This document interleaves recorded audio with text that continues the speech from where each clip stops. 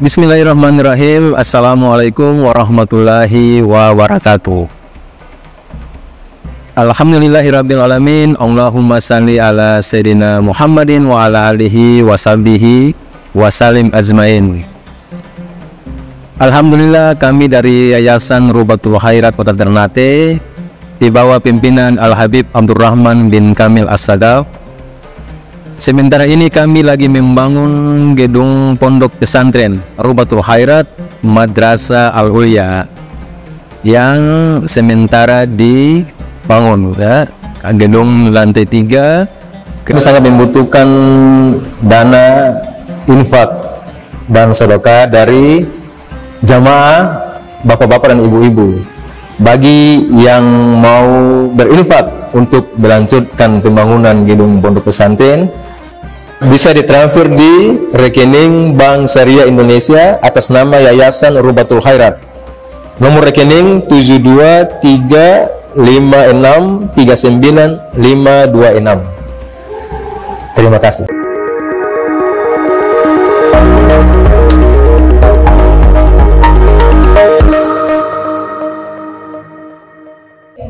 Kita kembali melanjutkan kajian kita tentang hadis yang ditulis oleh Syekh Dimyat, yaitu syarah dari hadis Al-Arba'in An-Nawawiyah yang ditulis oleh Al-Imam Nawawi. Kita sampai ke hadis 28. Sebelum kita membahas isi hadis ke-28, yang di hadis tersebut membahas tentang khutbah perpisahan Nabi, dan seluruh sahabat yang hadir pada waktu itu semuanya meneteskan air mata. Itu menunjukkan begitu khusyuknya mereka di majlis Rasul Muhammad sallallahu alaihi wasallam.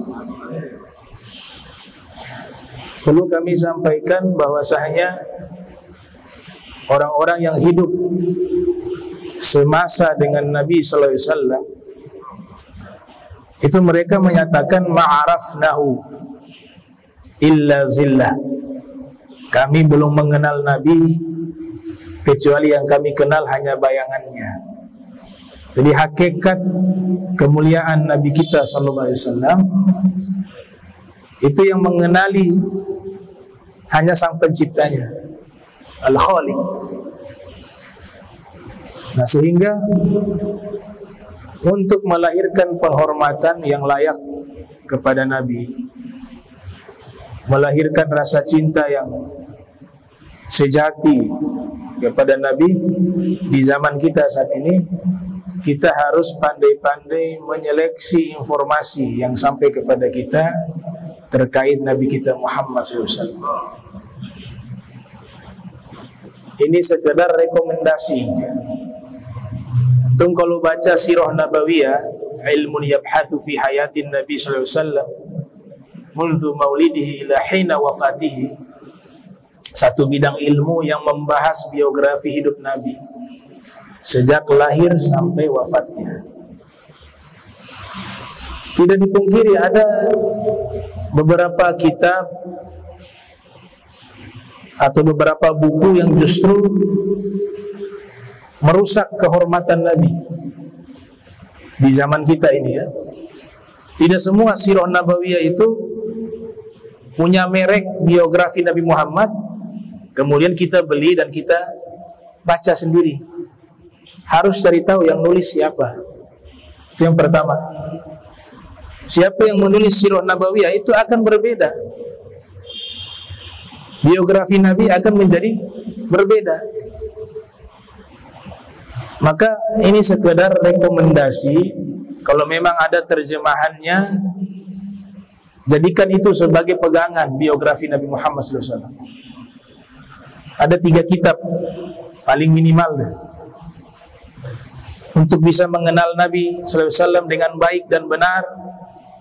Dan pengarang kitab Sirah Nabawiyah ini mereka menulis dengan sangat hati-hati.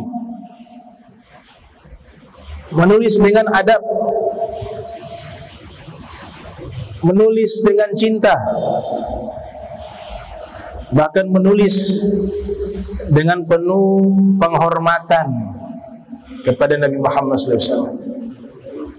Nah, kalau 3 kitab ini sudah jadi rujukan, boleh kita nambah wawasan, membaca Sirah Nabawiyah karya siapapun silahkan. Yang penting 3 pegangan kitab ini sudah kita baca, sudah kita pahami dengan baik dan benar. Ini menjadi rujukan utama. Yang pertama, ada kitab yang membahas tentang biografi Nabi, syama'il Nabi secara hati-hati, dengan teliti, yaitu kitab Asy-Syifa bi Ta'rif Huquqil Mustafa. Kalau memang sudah ada terjemahannya, silakan untuk jadi bahan bacaan untuk lebih mengenal Nabi kita Muhammad SAW. Kitab itu ditulis dengan sangat hati-hati tentang biografi Nabi Muhammad SAW. Makanya Mufti Khairah Al-Habib Abu Bakar bin Hasan Al-Tas Az-Zabidi, beliau mengkaji kitab tersebut, Asy-Syifa bi Ta'rif Huquqil Mustafa. Ditulis oleh siapa? Al-Imam Al-Qadhi Iyad Al-Maliki, kelahiran tahun 476 Hijriah, wafat 544 Hijriah. Saya rasa kitab ini sangat baik menerangkan biografi Nabi. Beliau tulis dengan sangat hati-hati, dengan penuh adab, dengan penuh ta'zim, dengan penuh cinta kepada Nabi Muhammad SAW. Saya sengaja kemukakan ini karena makin zaman makin kesini makin banyak yang aneh-aneh, makin banyak yang merusak kehormatan Nabi kita Muhammad SAW. Itu yang pertama. Yang kedua, ada kitab Sirah Nabawiyah, kemudian dibahas juga Syama'il, dan juga dibahas tentang Dalail, ya.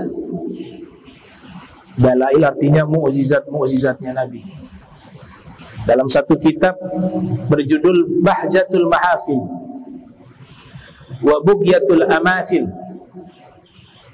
ditulis oleh Al-Syekh Al-Muhaddits Al-Allamah Yahya ibn Abi Bakar Al-Amiri, ahli hadis, ahli sejarah, ahli ibadah, wazahid, wal-abid, wasaleh. Ini semuanya bukan hanya cerdas secara intelektual, tapi memang orang-orang yang ahli ibadah, orang-orang yang warok, yang zuhud terhadap dunia. Nah, kitab tersebut juga sangat hati-hati menerangkan tentang biografi Nabi Muhammad SAW. Jadi kita membacanya menjadi tambah cinta, tambah kagum, tambah beradab, tambah berakhlak dengan Nabi Muhammad SAW. Itu yang membuat kita bisa dekat dengan Rasul SAW. Dari awal dibahas tentang nasab sucinya Nabi. Semua leluhur Nabi yang di situ dititipkan cahaya Nabi di sulbi mereka, semuanya Muslim. Semuanya orang-orang besar. Semuanya orang-orang yang mengenal Allah. Semuanya ahli sedekah. Semuanya akhlaknya baik. Semuanya dermawan. Itu dibahas di awal dari kitab Bahjatul Mahafil. Dan yang ketiga, ini menurut saya ini salah satu kitab Sirah Nabawiyah yang paling baik menerangkan sosok Nabi Muhammad SAW. Ada banyak, tapi ini yang 3 paling minimal jadi pegangan kita deh. Khususnya kita ahlu sunnah wal jamaah yang mengikuti jalan para awliya was solihin wal asfiya. Dan kitab ini menjadi kitab sejarah terbaik menurut Profesor Dr. Syekh Ali Jum'ah. Ya, dalam satu ceramah, Syekh Ali Jum'ah, mantan mufti Mesir, beliau mengatakan di antara sekian banyak kitab sirah sejarah Nabi, yang paling terbaik menurut saya adalah kitab karangan Al-Ghadi Syekh Yusuf An-Nabhani yang lahir tahun 1265 Hijriah, wafat 1350 Hijriah, berjudul Al-Anwarul Muhammadiyah Minal Mawahibi Laduniyah. Mudah-mudahan ada terjemahannya untuk bisa jadi bahan bacaan. Kalau kitabnya ada tuh, ya, kitabnya di rumah saya sering baca kitab Al-Anwar Muhammadiyah. Bahjatul Mahafil juga kami baca, Asy-Syifa juga kami baca. Itu 3 kitab wajib sirah nabawiyah. Dan kesimpulan dari 3 kitab ini, tidak ada perselisihan terkait penciptaan Nabi Muhammad yang Allah ciptakan dari cahaya. 3-tiganya sama. Dan kitab Al-Anwar Al-Muhammadiyah ini ringkasan dari kitab Al-Mawahib Al-Laduniyah. Jadi Al-Anwar Muhammadiyah 1 jilid. Kalau Asy-Syifa dengan syarahnya itu ada beberapa jilid, ya. Al-Anwar Muhammadiyah 1 jilid, ringkasan dari kitab Al-Mawahib Al-Laduniyah. Al-Mawahib Al-Laduniyah 2 jilid, karangan Imam Al-Qastalani, seorang ulama ahli hadis. Al-Anwar Al-Muhammadiyah membahas 3 tema. Yang pertama As-Sirah An-Nabawiyah, yang kedua Asy-Syama'il, dan yang ketiga Al-Khasa'is. Kalau kita sering ikuti pengajian, beberapa kali saya pernah jelaskan ilmu yang membahas tentang Nabi kan 5 itu secara khusus, ya. Ada ilmu sirah nabawiyah, ada ilmu syama'il, ada apa lagi? Al-fadail, yang keempat Al-Khasa'is, dan yang kelima Ad-Dalail. Itu sudah diterangkan satu persatu. Adapun kitab Bahjatul Mahafil membahas tentang As-Sirah Nabawiyah, Asy-Syama'il, dan Ad-Dalail. Nah, subhanallah, itu kitab kalau kita baca dengan hati yang bersih, nikmat, ya, dan tinjauannya kesempurnaan Nabi Muhammad SAW di dalam 3 kitab tersebut. Nah, ini rekomendasi atau recommended kitab-kitab yang membahas tentang biografi Nabi Muhammad SAW yang menjadi rujukan kita.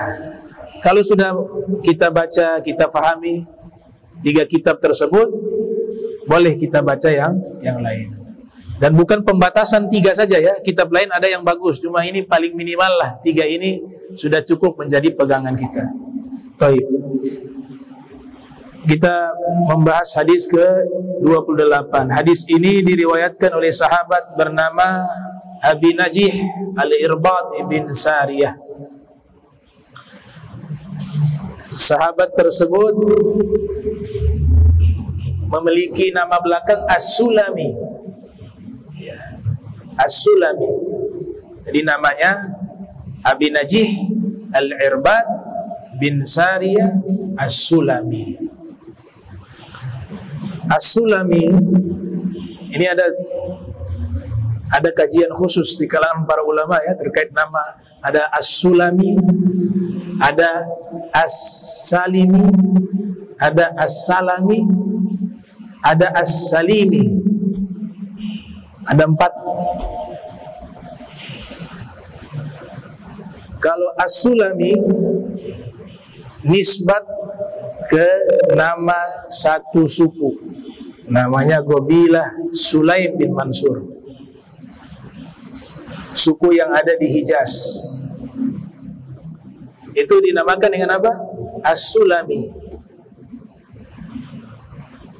Kalau dibaca As-Salimi, As-Salimi ya. Itu suku kecil yang ada di Madinah. Namanya Banu Salamah. Beda ya. Kalau As-Sulami itu Banu Sulaim, suku Sulaim. Kalau As-Salimi ya, As-Salimi itu Banu Salamah, satu suku kecil yang ada di Madinah. Di wilayah itu masjid apa namanya? Masjid Kuba. Tahu Masjid Kuba ya? Di situ tempat tinggalnya namanya Banu Salamah. Ada juga salah satu tokoh tabi'in bernama As-Salami. Tadi As-Sulami, As-Salimi, ini dia As-Salami, namanya Imam atau As-Salami.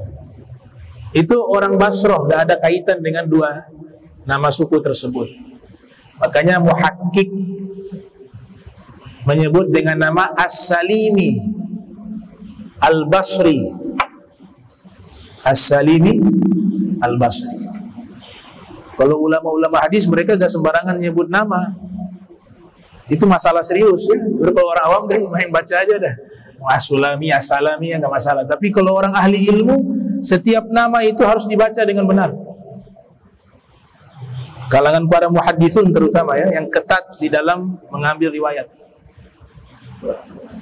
Jadi saya ulang lagi, kan ini yang nonton juga kan banyak juga di kalangan para santri. As-Sulami nama suku Bani Sulaim, As-Salimi suku bernama Banu Salamah, As-Salami gak ada hubungan dengan nama suku, tapi nama salah satu tokoh sufi generasi tabi'in bernama Imam Atha As-Salimi, As-Salami ya. Kemudian muhakkik mengganti dengan populernya As-Salimi Al-Basri. Beliau murid dari sahabat Anas bin Malik radhiyallahu ta'ala, Sayyidina Anas bin Malik. Nah, itu terkait dengan nama tersebut. Nah, Imam Atha As-Salimi Al-Basri itu desainer. Menariknya Imam Ghazali riwayatkan kisahnya.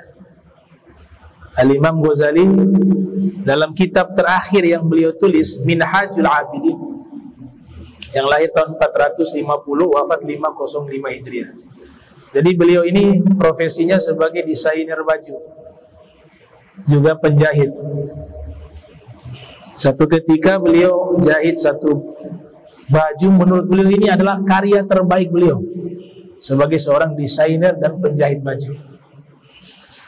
Sudah dijahit itu pakaian dengan begitu rapi, begitu teliti, kemudian pakaian itu dijual kepada ahli kostum atau fashion di masa itu yang ada di pasar tersebut. Beliau jual. Menurut Imam Atha As-Sulami atau As-Salimi ini, bukan As-Sulami ya, As-Salimi. Ini sudah terbaik dah. Ketika diserahkan kepada ahlinya, ahlinya mengatakan, oh ini banyak cacatnya ini. Disebutkan bagian cacat dari pakaian yang dijahit oleh beliau. Ini yang satu, yang kedua. Ini harganya akan jatuh, akan murah. Menangis Imam atau As-Salimi.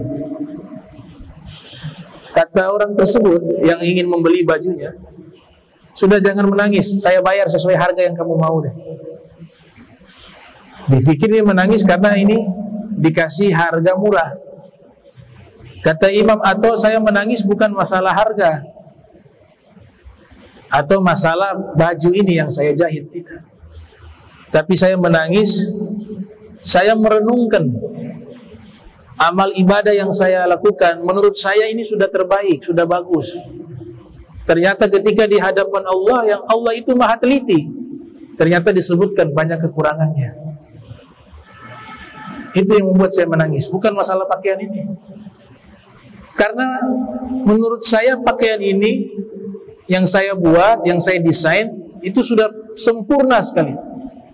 Saya jahit secara teliti, ternyata diserahkan kepada ahlinya, ada banyak kekurangan. Kalau ahlinya pakaian saja manusia bisa menemukan banyak kekurangan, bagaimana Allah yang maha teliti? Nah, setelah itu beliau hidupnya menangis terus. Menangisnya karena apa? Karena takut, khauf minallah. Takut amalannya itu banyak yang kurang.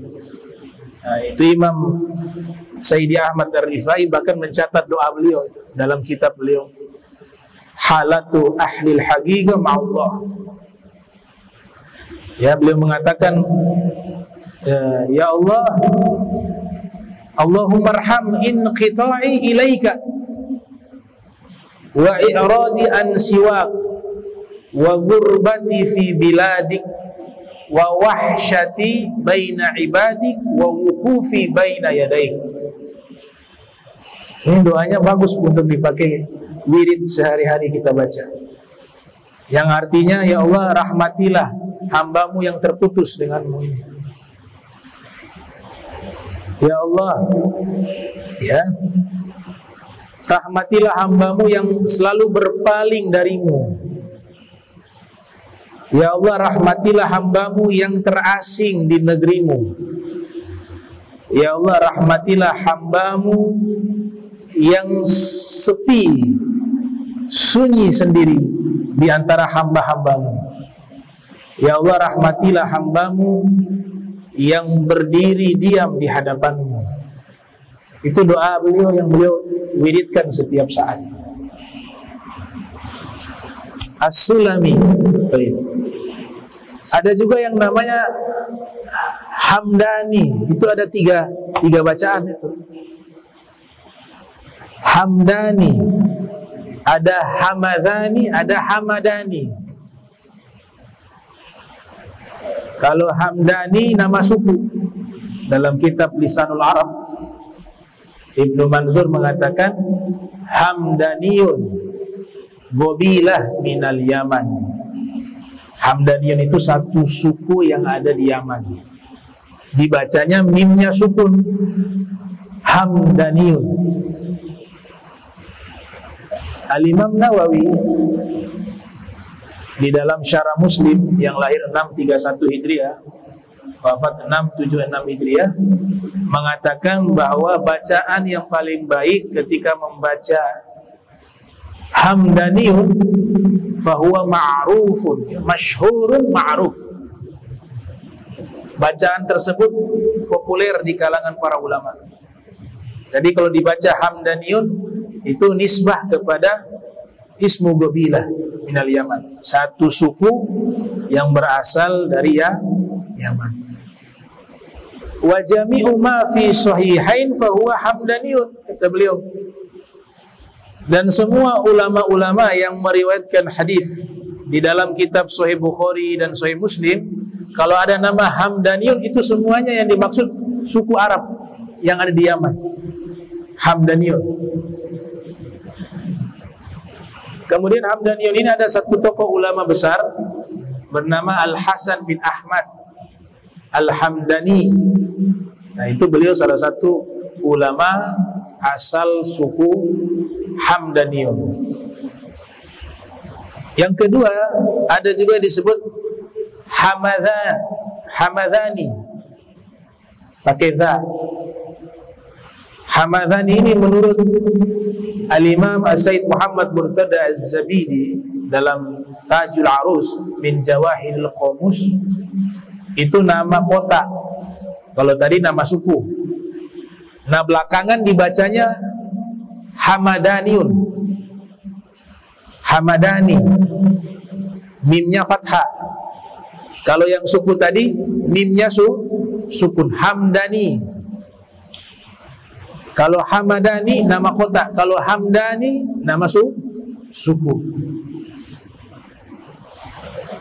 Disebutkan bahwa kota tersebut ada di wilayah Dainawar. Ini bacanya Dainawar. Ada dulu ulama besar namanya Al-Imam Ibnu Qutaibah Ad-Dainawari. Dibacanya Ad-Dainawari. Itu ada di negara Iran Barat, Iran bagian barat. Atau juga masuk di wilayah dekat Kurdistan ya, yang sekarang namanya negara. Situ melahirkan banyak ulama. Nah, Hamadani ini nama kota, bukan nama suku. Begitu juga Hamadani. Tapi kalau mimnya sukun, Hamdani nama suku. Al-Imam Ibnu Qutaibah Ad-Dainawari asal di wilayah tersebut.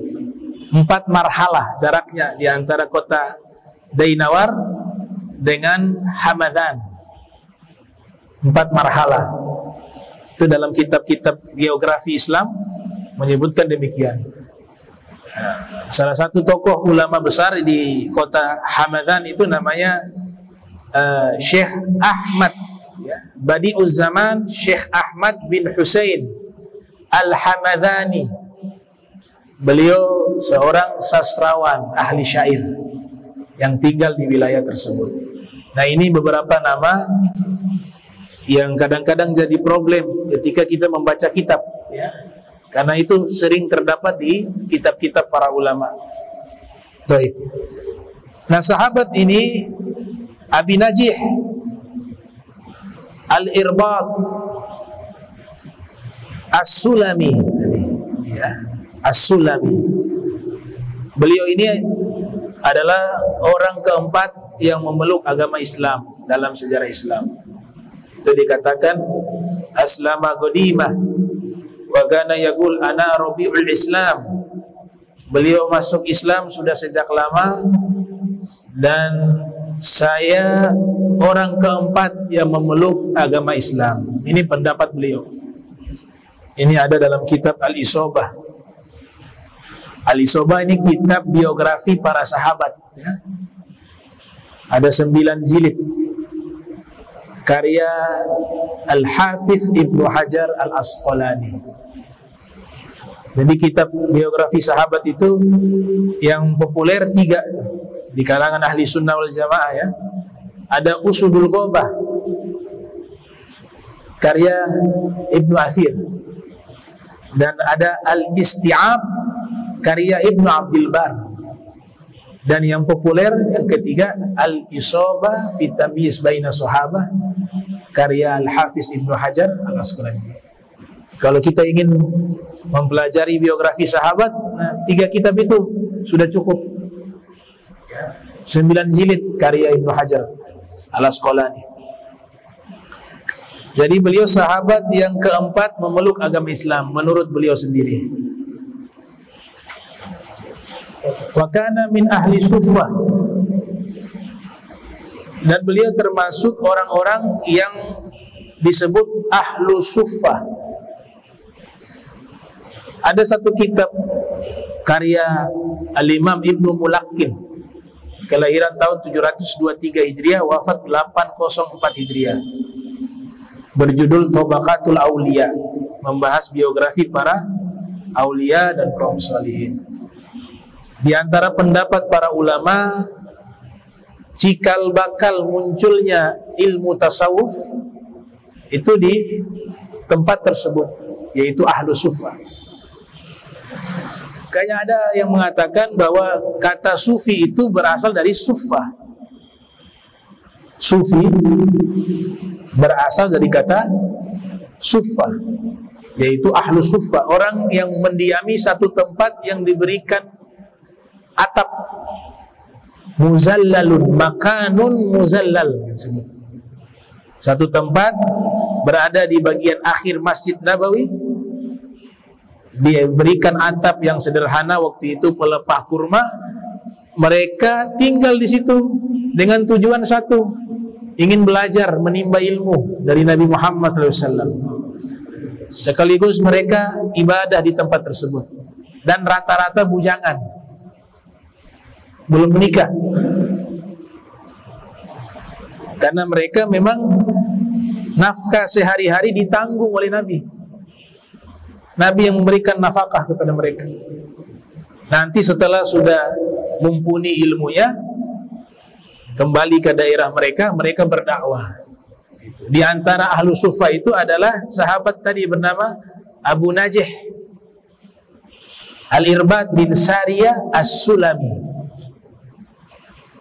Di antara sahabat juga yang menetap di tempat tersebut atau termasuk ahlu sufa adalah Abu Hurairah Abdurrahman bin Sakhrah.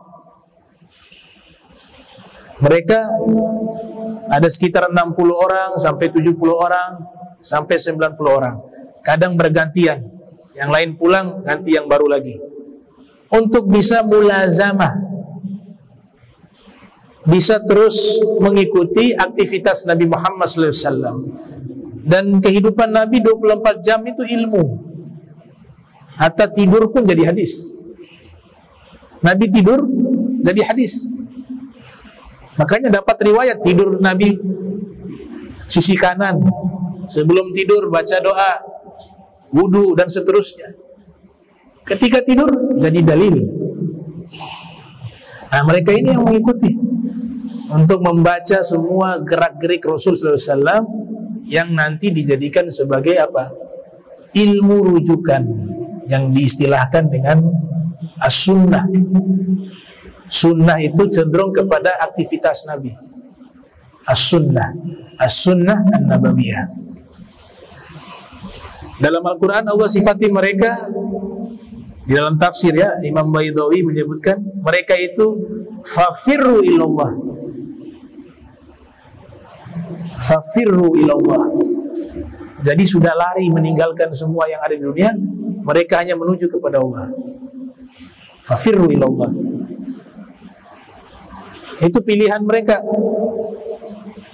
Dan Allah menurunkan banyak ayat terkait ahlu sufa. Mereka bertasbih, berzikir di waktu pagi, di waktu sore, di waktu petang, di waktu pagi, di waktu malam. Itu banyak sekali ayat itu menceritakan aktivitas ibadah ahlu sufa. Wa hum zuhadun minas sahabah. Nah, mereka termasuk orang-orang yang zuhud dari kalangan sahabat. Ya. Zuhud makna yang sebenarnya segala sesuatu yang membuat diri kita tidak melupakan Allah dan kewajiban kita kepada Allah. Itu disebut zahid. Tidak ada sangkut paut dengan masalah materi ataupun kekayaan. Dia, zuhud itu adalah sesuatu yang ada dalam hati, sifat. Manakala seseorang itu dia kerja mencari rizki yang halal, tapi kewajibannya dia tidak tinggalkan, tidak membuat dia lupa kepada Allah.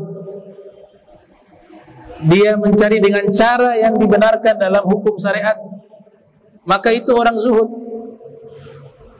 Zahid disebutnya. Izhad fid dunya yuhibbakullah, wazhad fi ma indan nas yuhibbakan nas. Nabi katakan, zuhudlah terhadap dunia, niscaya Allah akan mencintaimu. Zuhudlah apa yang ada di tangan manusia, niscaya manusia akan mencintaimu. Jadi zuhud amalan hati. Kita tidak lalai dengan kesibukan kita, tidak tertipu dengan perhiasan dunia dan lain sebagainya. Kalau tidak lalai, namanya zuhud. Tapi kalau lalai, maka namanya orang yang apa? Hubbud dunia.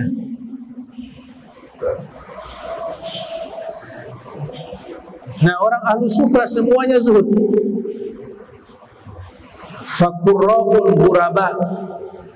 Mereka juga ahli Al-Quran.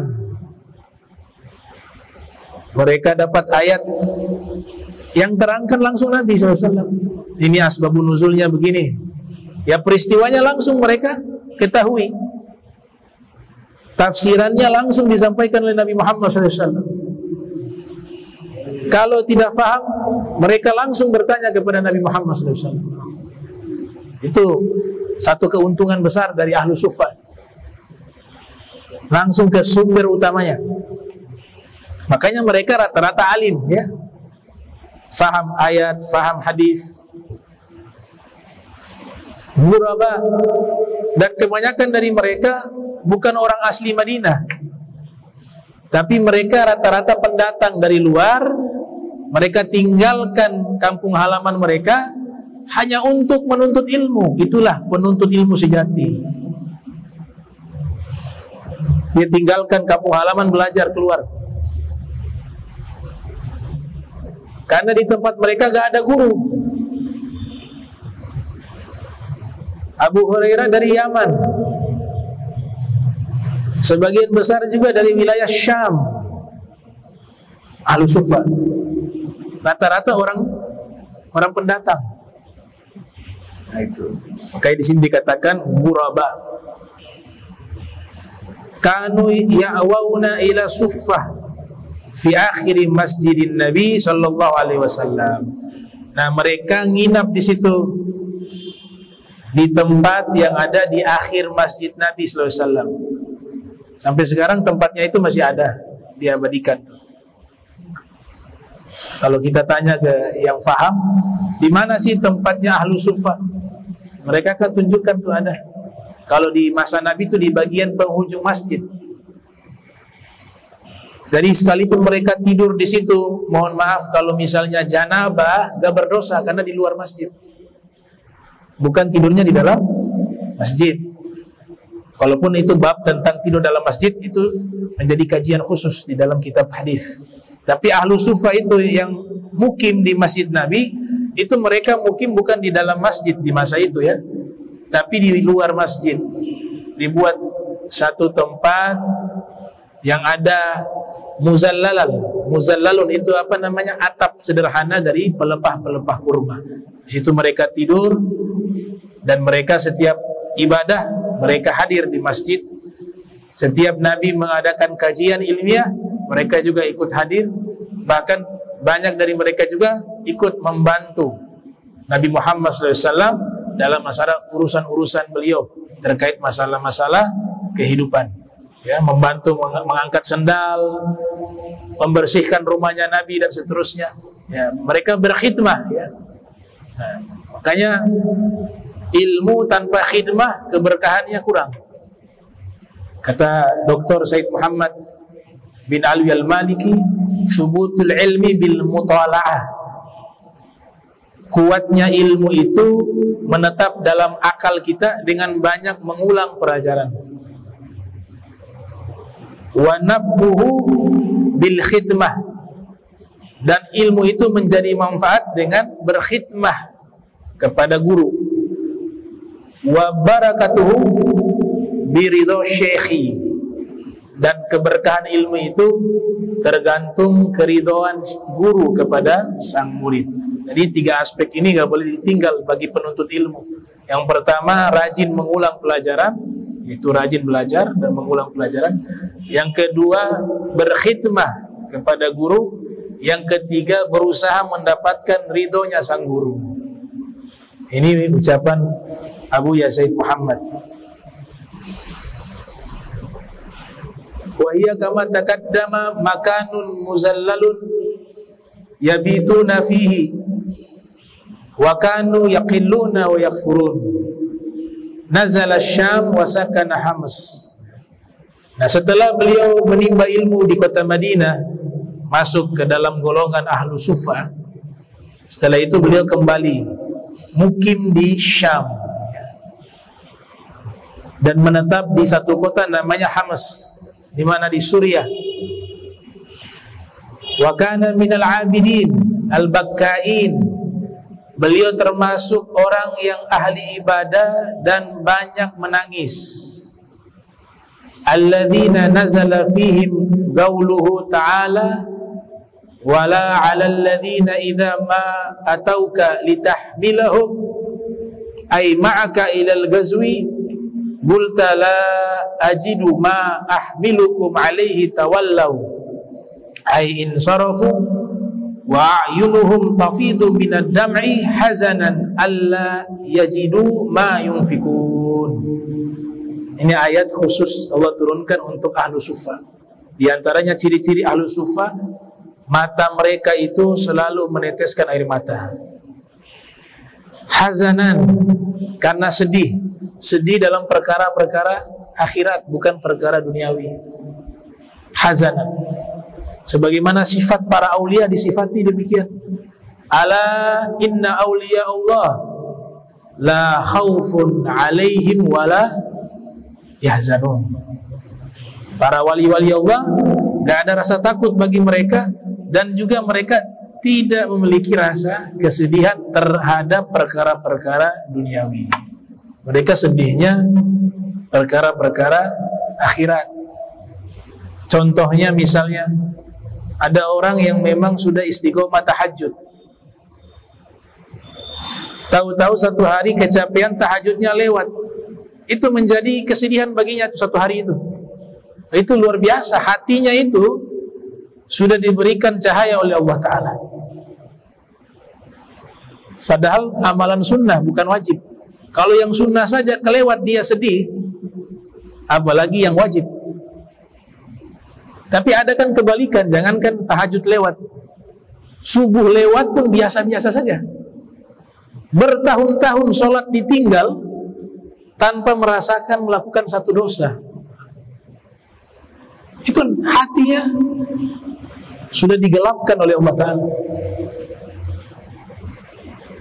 Jangan tertipu dengan tipuannya syaitan. Ada yang mengatakan selama dia orang Islam, sekalipun masuk neraka, satu saat akan keluar masuk dari neraka dan masuk surga. Ini jadi dalil orang-orang yang tidak melaksanakan syariat Islam. Betul akidah kita ahli sunnah wal jamaah, bahwa selama dalam hati itu sudah ada dua kalimat syahadat, aku bersaksi tiada Tuhan selain Allah dan Nabi Muhammad adalah utusan Allah. Sekalipun dia orang fasik, Allah masukkan ke dalam neraka, tapi karena ada imannya dalam hati, suatu saat akan keluar dari neraka dan dimasukkan ke dalam surga. Umumnya akidah kita begitu, ahli sunnah wal jamaah. Tapi harus diingat, ini pesannya siapa? Pesannya Al-Habib Abdullah Al-Haddad, bukan pesannya saya. Al-Imamul Haddad yang memberikan pesan ini di dalam kitab An-Nasaih Ad-Diniyah. Beliau mengatakan benar bahwa orang yang Islam tetap akan dikeluarkan dari neraka, sekalipun dia orang fasik. Akan tetapi dosa yang amat banyak yang dilakukan ketika hidup, kemudian dia tidak bertobat, dengan dosa-dosa tersebut dikhawatirkan sebelum meninggal dunia imannya dicabut oleh Allah. Kenapa gak takut bagian ini? Meninggal dalam keadaan bukan sebagai seorang muslim. Potensi itu ada kemungkinan juga. Makanya ulama mutakhir mengatakan ini dari semenjak balik sampai hari tua gak ada kebaikan yang dilakukan. Semua perintah Allah dilanggar, tahu-tahu meninggal berharap masuk surga. Kata beliau, bisa jadi imannya dicabut karena meremehkan dosa. Itu adalah dosa besar. Sayyidina Ali pernah mengatakan, asyadul zulub ma istakhaffa bihi sahibuh. Dosa yang amat besar adalah ketika seseorang melakukan dosa, dia menganggap remeh dosa tersebut. Ah, dosa kecil nih, gak apa-apa. Itu kata Sayyidina Ali, dosa paling besar. Sebab itulah kita lihat biografi para kaum solihin, menangis setiap saat, gak pernah merasa aman dengan ibadah yang dilakukan. Selalu umur bertambah, dia harus bertambah baik dalam ibadah. Tahajudnya, yang tidak pernah tahajud, dia tahajud. Yang membaca Al-Quran, tidak pernah membaca Al-Quran, dia baca Al-Quran, rajin baca Al-Quran. Nanti yang sholatnya tadinya tidak khusyuk, dia berusaha untuk khusyuk. Ada peningkatan amal. Jangan merasa aman di satu amal itu.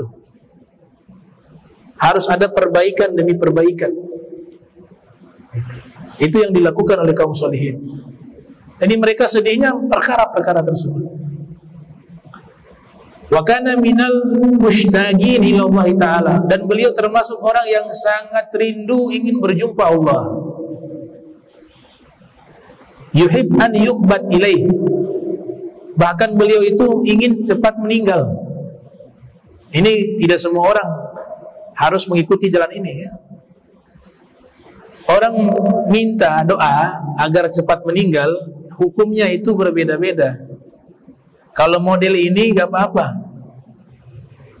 Tapi ada yang minta cepat meninggal karena masalah terlalu banyak di dunia. Dia punya masalah banyak, ya Allah kasih mati saya, haram.